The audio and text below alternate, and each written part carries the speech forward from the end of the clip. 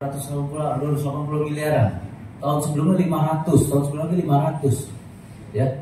Sekarang gini, misalnya sekarang kami ajak universitas terbuka kerjasama. Itu biayanya kalau nggak salah 1,5 juta per semester. Setahun berarti kan 3 juta ya. Berarti setahun itu kita cuma perlu 3 juta. Kalau berdasarkan data BPS lulusan tahun lalu itu 23 ribuan lulusan ini, SLTA ya dan sederajat. Jadi anggaplah 3 juta dikali 23 ribu itu cuma 69 miliar. Kalau tadi bicara 150 itu dari 23 ribu, itu 1% aja nggak nyampe. Apakah kemudian itu bisa dikatakan perhatian soal pendidikan? Kalau buat saya enggak. Ingat loh, tadi kata Pak Alonso 150 ya? Iya. Itu nggak nyampe loh 1% dari jumlah lulusan 23 ribu. Artinya apa?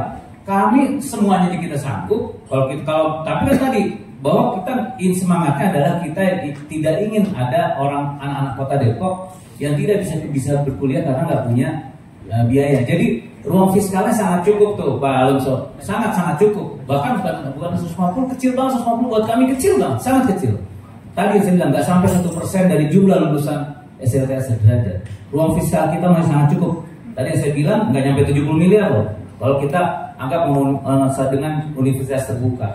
Terus kelasnya gimana? Wah repot gini-gini. Kita bisa bikin kelas jauh, kita bisa bikin kampus di tiap kecamatan.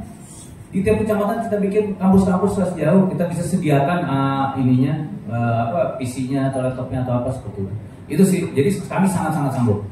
Ya, menambahkan sedikit bahwa kenapa pemerintahan saya boleh dibilang beroposisi ya, karena saya merasa pemerintahan hari ini sangat hanya mengandalkan APBD kota, tidak membuka diri ruang buat dewan-dewan. Saya dari formasi satu anggota DPR RI ternyata bisa membawa program beasiswa 500 gratis buat warga di Depok. Artinya kalau kita membuka diri komunikasi dengan pusat, dengan provinsi, ini sangat besar peluang-peluang program-program atau skala sekarang. Dan satu kunci saya sampaikan kenapa pemerintahan ini nggak mau membuka diri, karena mereka khawatir ada yang memberikan kontribusi, maka partai yang memberikan kontribusi lah itu yang akan jadi besar. Saya lahir dari rahim birokrasi. Saya akan minta kepada seluruh siapapun dia, latar belakang partai apapun dia, untuk bisa memberikan kesejahteraan buat warga Depok tanpa membeda-bedakan, tanpa khawatir partai mana yang akan jadi besar. Buat saya itu.